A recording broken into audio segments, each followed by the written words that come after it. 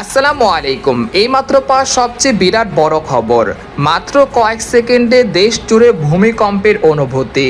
রাজধানী ঢাকাও দুলে উঠল ভবন।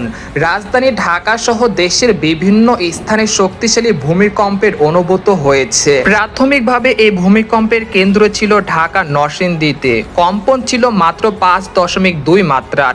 তবে জরুরি সতর্কতা হিসেবে ভবনগুলি নিরাপত্তা নিশ্চিত করতে সংশ্লিষ্ট কর্তৃপক্ষ তৎপর হতে দেখা গিয়েছে।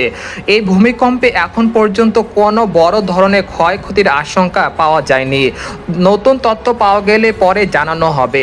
আপনাদের এলাকায় কী রকম ভূমিকম্প অনুভূত হয়েছে কমেন্ট করে জানান।